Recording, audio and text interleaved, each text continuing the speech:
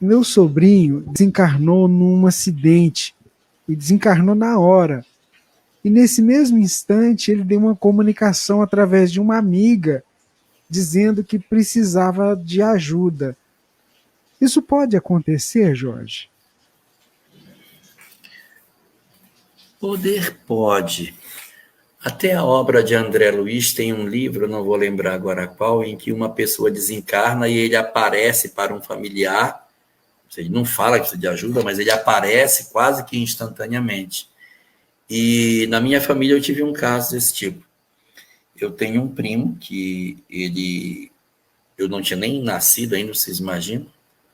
Então tem pelo menos 60 anos isso. E esse meu primo ele foi assassinado no Rio de Janeiro, numa época que Macapá não tinha telefone, não tinha nada. Então minha mãe, que não é médium, estava em casa. E meu primo foi assassinado no Rio. Ela estava em casa, quando ela entrou na cozinha, ela viu o meu sobrinho na frente. E o menino era saudável, tinha 17 anos. Saudável, ele foi assassinado. Quando ela entra na cozinha, ela vê o meu primo Maurício. Ela olha e diz, Maurício? E fica muito impressionada.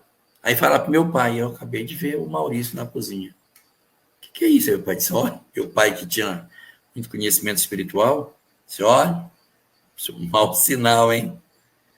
E aí, no dia seguinte, chegou o telegrama dizendo que meu primo tinha sido assassinado. Então, essas comunicações quase que instantâneas, elas podem acontecer. Mas no caso que você cita, pode também ser a possibilidade de um outro fenômeno, que é um fenômeno através do qual uma entidade vem e traz uma notícia e ela é interpretada como se fosse o que desencarnou. Às vezes, quem está pedindo ajuda é outro em nome dele, diz assim, olha, fulano está precisando de ajuda. Mas não é o próprio comunicante, alguém vem para trazer a notícia, isso é mais provável. Quando a gente está assim precisando de ajuda, é pouco provável que a gente tenha uma manifestação tão de pronto, né? Tão assim. Vou contar uma situação que aconteceu também na minha família, aconteceu recentemente. Eu tenho alguns irmãos que são muito médiums, muito médiums. Meu pai desencarnou agora dia 1º de novembro. E aí eles estão fazendo o evangelho segundo o Espiritismo todo dia. Todo dia. Estou fazendo culto do evangelho em casa todo dia. Aí é muito engraçado, porque cada um de uma doutrina diferente, mas todo mundo se reúne em torno do evangelho para fazer todo dia. Minha mãe judia, meu irmão judeu, o outro que não é espírita, outro, né? Todo mundo senta para ler. E aí eles estavam almoçando, semana passada, e meu irmão, que é muito médium ostensivo, estava almoçando, parou e disse, olha, chegou um espírito aqui na mesa. Aí minha mãe, o que ele quer? O que ele quer? Calma, deixa eu ver o que ele quer. Só, ele veio avisar que a gente não fique preocupado com nada. Que o papai, quando foi embora, já deixou tudo resolvido. Ninguém precisa se preocupar, está tudo resolvido. Que todo mundo fique bem e que veio trazer a notícia de que as coisas no quarto, se quiserem doar, dar, não tem problema.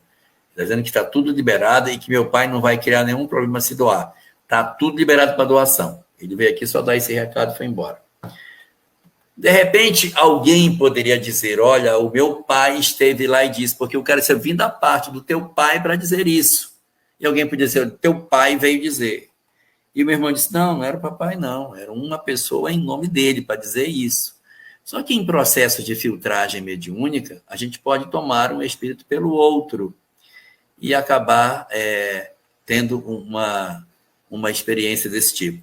Aí, já que eu contei essa, eu vou contar aquela outra, Rubens. Meu pai gostava muito de relógio, ele deixou uns 10 relógios lá. E ele disse, olha, quando eu morrer, esses relógios aqui, você distribui para os meninos aí, esses meus relógios. E esse meu irmão, exatamente esse mesmo, ele foi lá na caixa dos relógios e disse para minha mãe, olha, mãe, eu peguei 2 relógios, vou ficar com esses aqui para mim. Nós somos 5 filhos, né? Tem um que está adoentado, não pode ir, então vai distribuir entre os 4. Aí disse, olha, eu peguei esses 2 para mim. Aí minha mãe, tá bom, deixou os outros lá, deixei. Quando foi no outro dia de manhã, ele chegou com um dos relógios na mão e disse, mãe, eu vou devolver esse aqui, porque durante a noite veio um cara no meu quarto dizer que não é para pegar dois, eu vou pegar só um. Então eu tive que escolher um dos dois, eu estou escolhendo esse e estou devolvendo o outro. Aí devolveu o outro relógio. E aí minha mãe sentou com os meus irmãos para definir os relógios, e os relógios deram certinho, um para cada um dos filhos e para os sobrinhos mais próximos que ele tem.